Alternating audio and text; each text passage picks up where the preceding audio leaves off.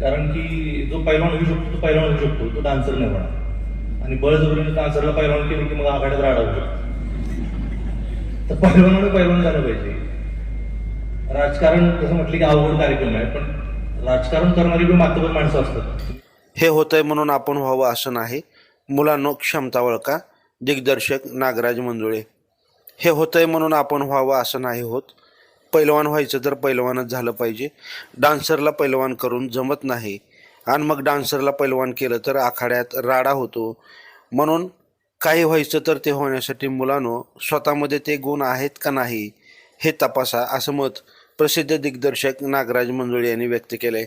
IAS Ramesh Gholap यांच्या इथे थांबणे नाही या आत्मकथनाच्या सुधारित आवृत्तीचे व उमेद प्रतिष्ठान निर्मित वाट रेखाटणारी पावलं व ग्राउंडेड ग्लोरी या इंग्रजी व मराठी कॉपी टेबल बुकचा प्रकाशन सोहळा बार्शीत पार पडला. त्याप्रसंगी ते बोलत होते.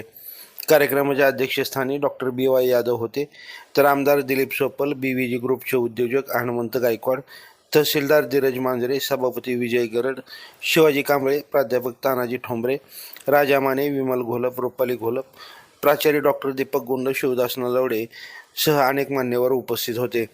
पुढे बोलताना दिग्दर्शक नागराज मंजुळे काय म्हणाले ते पहा. ताज्या अपडेट्ससाठी लाईव्ह महाराष्ट्र झोन न्यूजच्या यूट्यूब चॅनलला सबस्क्राईब करा, तसेच बेल आयकॉनवरती क्लिक करा. लय उशीर झाला. आज आनंद वाटतो की सगळी दिग्गज मंडळी इथं बसले आणि बार्शी नेहमीच माझ्यासाठी माझे सर जे आहेत, चौधरी सर, ते इथं शिकायला होते. आणि जसं पुण्याला शिक्षणाचं माहेरघर आपण म्हणतो किंवा शिकायला जातो, तसं बार्शीकडं आमच्या तालुक्यातून करमाळ्यातून बरीच माझी मित्रमंडळी इकडे शिकायला आलेली आहे. जगदाई मामांचं काम असेल, सगळे इथले कॉलेज. तर बार्शी हे शहर आत्ताही मी येताना कौतुक करत होते की मोठे रस्ते, बरं वाटतं. नाही तर आता छोट्या खेड्यात पण ट्रॅफिक जाम व्हायला लागलं. ते बार्शीत ते आत्ता मला दिसलं नाही, कुठं कुठं होत असेल मला माहीत नाही, पण छान वाटलं. आणि घरगुती बोलता बोलता साहेब लयच भारी बोलले, सोपं जाईल, नको नको म्हणत होते. मला बऱ्याचदा असं, आपण जेव्हा कार्यक्रमाला जातो, एखाद्या माणसाचं, एखाद्या पुस्तकाचं, एखाद्याचं कौतुक करत असतो, तेव्हा रस्ते का करायचं, असं सार्वजनिक कार्यक्रम घेऊन असं करायला पाहिजे का, आपलं आपण खालीबान घालून काम केलं पाहिजे असं वाटत राहतं. पण असं एखादा कार्यक्रम जेव्हा उपस्थित राहतो, बघतो, तेव्हा परत एकदा नव्यानं वाटतं की नाही, हा व्हायला पाहिजे. आणि घोलप साहेबांना आत्ता इथं बघताना, त्यांचं कौतुक होताना आपल्या सगळ्यांना आपण प्रेरित होतो. मला भारी वाटतं की एवढं कौतुक चाललंय या माणसाचं. आज एकाच माणसाविषयी इतके लोक बोलत आहेत, तरी का? आता का हे आपल्याला कळतं की त्या माणसाने जे अचीव्ह केलंय, पण त्या कुठल्या परिस्थितीत रमेशजींनी अचीव्ह केलंय हे खूप महत्वाचं आहे. त्यांच्या आईकडे बघितलं किंवा त्यांच्या पुस्तकात तुम्ही त्यांची सुरुवातीची प्रकरणं वाचली, कळतं की हा माणूस आज विशेष आहे, एक चांगलं काम करतोय, विशेष आहे. मला वाटतं की त्यांना समाजाची जाणीव आहे म्हणून मला विशेष वाटतं. नाही तर उंच कुठेतरी झाडावर जाऊन बसली म्हणून विशेष माणसं होत नाहीत. शिवाजी महाराजांसारखा राजा आजही आपल्या स्मृतीत आहे. आपण राजांवर आजही प्रेम करतो, कारण की त्या माणसाने समाजाची खूप चिंता केली. आता असेही राजे होऊन गेले की जे परत आठवणीत राहिले नाहीत. ते सिंहासनावर चढून बसले, आपल्या प्रजेची काळजी केली नाही, अन्याय अत्याचार केले, त्यांना लोक विसरून गेले. तर एखादं भारी का असतंय, तर समाजाच्या साठी त्या माणसाच्या मनात काय भावना आहे आणि तो काय करतो हे खूप महत्त्वाचं असतं. विशेषतः तुम्ही जेव्हा अधिकारी होता, तर त्यांना खूप चांगली ताकद, एक वेगळी ताकद मिळते. आणि तुम्ही जर त्यांचं पुस्तक वाचलं किंवा ते छोटं जे कॉपी टेबल बुक आहे ते वाचलं, तरी कळेल की या माणसानं खूप इंटरेस्टिंग काम केलंय. आणि सोपल साहेबांनी जसं जाऊन सांगितलं सुरुवातीला की झारखंडमध्ये जे काम केलं, तिथं आदिवासी भाग आहे, वेगळा भाग आहे, आणि तिथे त्यांनी खूप महत्त्वाचं काम केलंय. नाही तर अधिकारी निघून जाताना त्यांना राहिलं पाहिजे, त्यांनी थांबलं पाहिजे, असं खूप कमी वेळा होतं की हा माणूस आपल्या साठी हिताचा आहे आणि त्यांनी इतर हवा अजून, ज्याने आपल्या जगण्याला काहीतरी हातभार लागेल. आणि मला वाटतं त्यामुळं त्यांचं कौतुक होतंय आणि आपण बघतोय, तर ही आनंदाची गोष्ट आहे. मुलं बघतायत. पण आता गायकवाड साहेब म्हणाले ते लय महत्वाचं मला वाटलं की हे IAS आहे म्हणून मी पण IASच होणार असं सगळे ठरवू शकत नाही आपण. काही लोक ठरवतील, होतीलही, पण त्यांना स्वतःला बघायला पाहिजे की माझ्यात ते गुण आहेत. कारण की जो पैलवान होऊ शकतो तो पैलवान होऊ शकतो, तो डान्सर नाही होणार. आणि बळजबरीने डान्सरला पैलवान केलं की मग आघाड्यात राडा होऊ शकतो. तर पैलवानाने पैलवान झालं पाहिजे. राजकारण कसं म्हटलं की अवघड कार्यक्रम आहे, पण राजकारण करणारी पण मातबर माणसं असतात. तुम्ही सोपल साहेबांचं भाषण ऐकून तुम्हाला कळलं असेल की सोपल साहेबांच्या मनात आणि त्यांच्या एकूणच तालुक्याबद्दल काहीतरी असेल, लोकांना ते काहीतरी जोडून देत असतील, म्हणून ते त्यांचं कौशल्य आहे. म्हणजे सगळ्याच आमदार खासदार किंवा राजकारणात जाता येत नाही. राजकारण हे सुद्धा खूप महत्वाचं आणि तितकंच कठीण हे आहे, सोपं नाही. पिक्चर पण बऱ्याच जणांना सोपं वाटतो.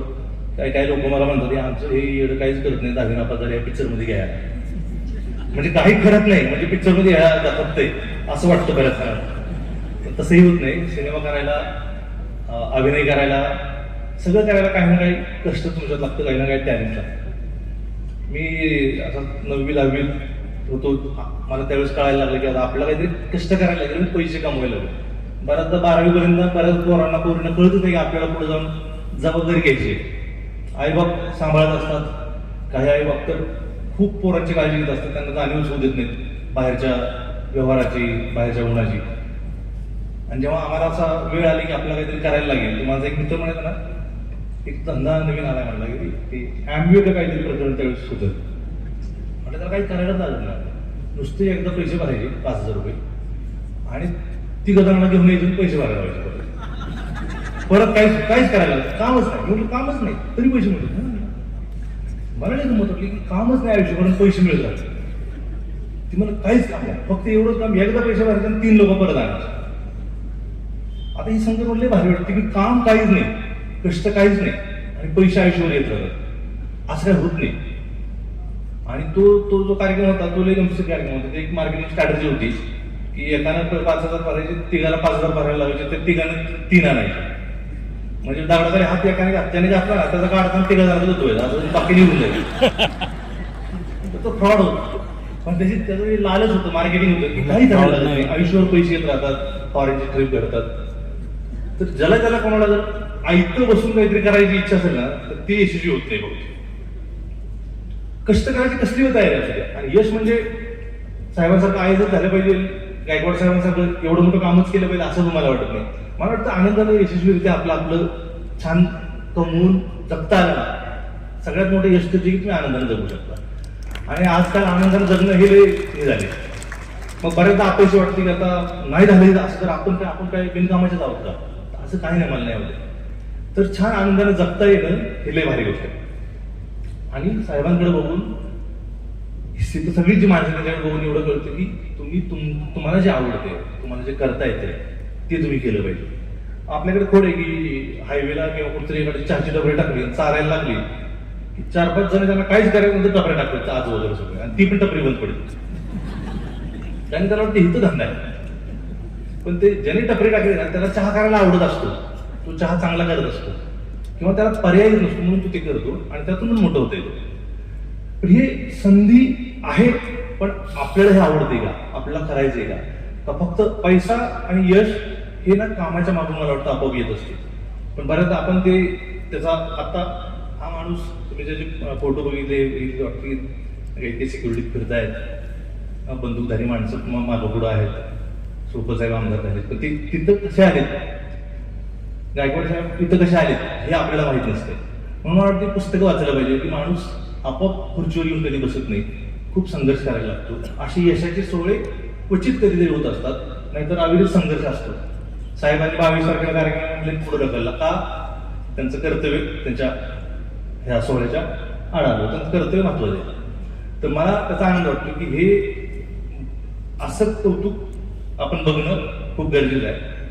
आणि त्याच्यात ही प्रेरणा घेतली की मी जे काय करेन, जे मला आवडते आणि त्याच्यातही यशस्वी होऊ शकता. इतकी कामं आहेत जगात की तुम्ही कल्पना करू शकणार नाही, इतक्या वेगवेगळ्या पद्धतीची. आता मला स्वतःच माहिती होती की तुम्ही पिक्चर बघायला मार खाल्लाय, लहानपणी ना पिक्चरला जायचं हे एकाच मुद्द्यावर मार खाल्लाय. आता माझं कौशल्य पिक्चर बघणं आणि पिक्चर समजून घेणं होतं, हे ह्याच्यानं कळत नव्हतं. आणि पिक्चर बघणं हे जरा डेंजरस कार्यक्रम आहे, अति पिक्चर बघणं. मी लय मार खाल्लाय. माझे वडील नाही आहेत, ते सगळं कार्यक्रम मी जे काही केलं त्या आधीच गेले, तर त्यांना लय आश्चर्य वाटलं असतं की मी ह्याला आयुष्यावर जास्ती मारलं की त्यातून पैसे कमवायला लागले. हे मलाही माहित नव्हती की मी जे आवड म्हणून केलं, ज्याला लोक हे वाह्यात नाद आहे असं समजून ज्याची त्याच्यावर टीका व्हायची, त्या कामातून मला माझा रोजीरोटीचा धंदा माझा पिक्चर झाला की जो माझ्या आनंदाचा होता. तर हे मलाही माहित नव्हतं. म्हणून मला वाटतं की आत्तापासून पुढचं जग दिसत नाही, तुम्ही चालत राहिलं पाहिजे, कष्ट करत राहिलं पाहिजे. याचा अर्थ पिक्चरच बघत बसलं पाहिजे असं नाही ते सगळे. तुम्ही म्हणता की हे बघितलं मी बघतो पिक्चर. पिक्चर बघा, चांगले पिक्चर आणि पुस्तकं खूप महत्वाची की म्हणजे हे पुस्तक का वाचावं, ओलू साहेब आपल्याला इतका वेळ जातात भेटणार नाही की हे पूर्ण सांगतील त्यांची कथा की कसा संघर्ष करा, पण पुस्तकात त्यांनी लिहिलंय काय काय केलं. आणि ती व्यक्तिमत्व खरंच बऱ्याच लोकांनी त्याच्यावर त्याच्या प्रतिक्रिया दिल्या. जरा इंटरेस्टिंग व्यक्तिमत्व आहे गोलू साहेबांचं. ते अतिरेकी आत्मविश्वास त्यांच्यात आहे. म्हणजे फ्लेक्स वगैरे त्यांनी आधी करायला सांगितलं तर म्हणजे जरा चमत्कारी तयार केला. आता आपण गावभर सांगणार असते आता बघ काय करतो आणि झालं नसतं काय करायचं, पण ह्या माणसाला एवढा आत्मविश्वास की त्यांनी ते केलं. या पुस्तकात त्यांनी खूप छान सगळं लिहिलं आहे. हा आत्मविश्वास असावा, पण आत्मविश्वास त्याला असतो त्याला कामाचा अंदाज आहे आपल्याला आणि जगाच्या, कळलं का, जगातलं ते बघावं लागतं ना. तुमचा सिनेमा चांगला, इतर सिनेमे काय करत आहेत, कसे आहेत, तुमचा सिनेमा काय, ते एका दिवसात नाही होत. किंवा किती मार्क्स मिळाल्यानंतर IAS होते, किती मार्क्स मिळाल्यानंतर महाराष्ट्रात पहिले येते हे त्यांना अंदाज होता. आणि पेपर लिहून जेव्हा ते घरी आले असतील त्या दिवशी त्यांना माहित असेल की मला एवढी मार्क्स मिळते, म्हणून ते आत्मविश्वासाने बोलत होते. नुसतं पेपर लिहून घरी आलो मी पहिला येणार आहे म्हणून चालत नाही, तसं पण होत नाही. तर त्यांचा आत्मविश्वास त्यांच्या कामाच्या ह्याच्यात आहे. जसं गायकवाड साहेबांनी सांगितलं की संवेदना तयार करणं, काम का चांगलं होत असेल, एवढा मोठा ग्रुप का होतो. आणि मला हे खूप रेअर आहे आणि मला खूप अभिमान वाटतो त्यांचा की नाहीतर मराठी माणूस बिझनेस करत नाही. तुम्ही भारतातली जी काही नावं घेतली त्यात अशी मराठी नावं इतकी नाही का भारतातली जे टॉपचे आहेत. गायकवाड साहेब त्यातलं एक नाव आहे आणि ते अजून उत्तर ती मोठं काम करतील ह्याची खात्री आहे. आणि सध्याच्या पण आहेत की साहेबांचं नाव भारतातले काय असतील ना 2-4 त्याच्यात यावेत. मला मराठी माणूस म्हणून खूप अभिमान वाटेल की फोर्ब्स मध्ये वगैरे नाही का असं यावं, भारतातील श्रीमंत माणसांपैकी आपल्या मराठी माणसाचं नाव यावं. आणि साहेबांकडे जर अजून खूप काळ आहे, फक्त 13च वर्ष त्यांनी सर्व्हिस केली आहे, पण त्यांच्याकडे बघून वाटते की खूप अनुभवी माणूस आहे. आधी खस्ता खाल्ल्यात शिक्षक होते आणि त्यामुळे त्यांना अजून पुढचा टप्पा खूप मोठा आहे त्यांच्याकडे आणि त्यांनी मोठं काम करतीलच. हे नक्कीच त्यांचं आता जे केले इथून पुढे तर खूप संधी आहेत त्यांना. त्यांचं मला पुस्तक खूप आहे, त्यांचं इंटरेस्टिंग एक प्रकरण आहे, तुम्ही वाचा. हे त्यांनी त्यांच्या पत्नीला पत्र लिहिलं, त्यांनी ह्याच्यात टाकलंय. अर्थात थोडं एडिट केलेलं असावं मला वाटते. नाही थोडस एडिट मला वाटतं त्यातलं, पण ते तरी इतकं भारी. आणि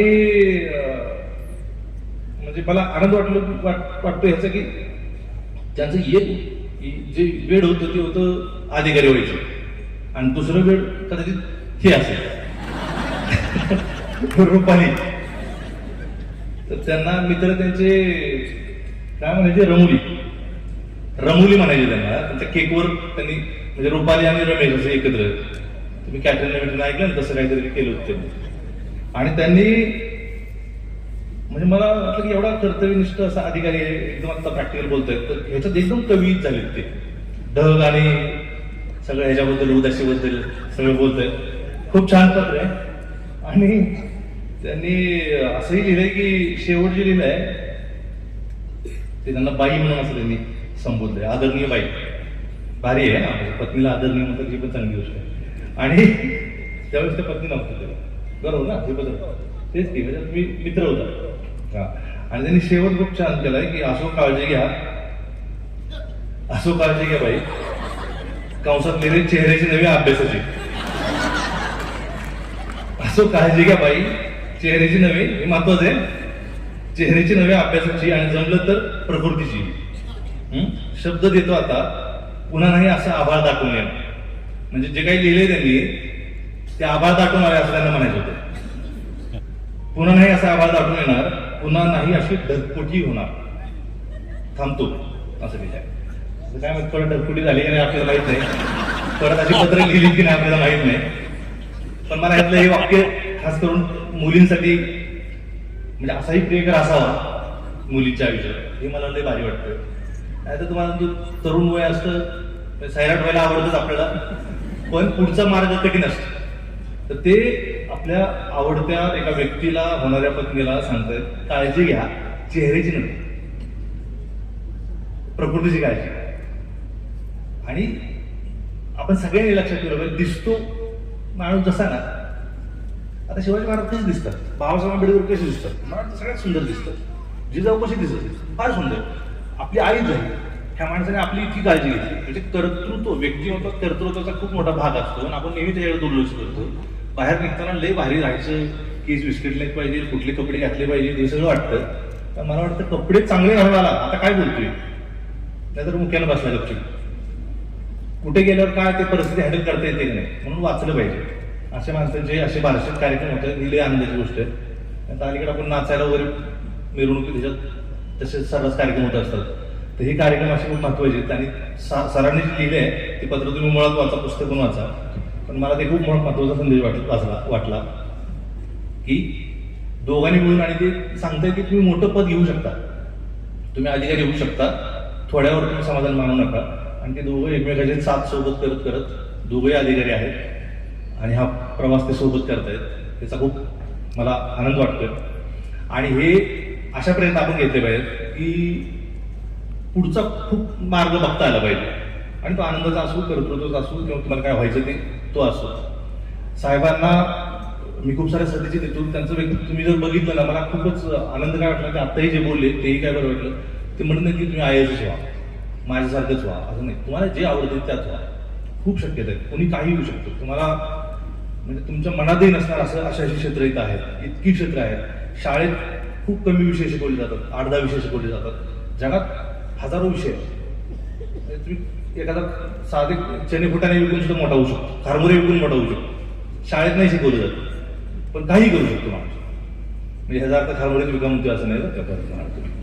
तर मला वाटतं की इतके प्रगाढ, खूप अति प्रचंड जग आहे आणि त्याच्यात अनेक संधी आहेत. साहेबांना बघून, इथल्या सगळ्या लोकांना बघून आपण ते घ्यायला पाहिजे.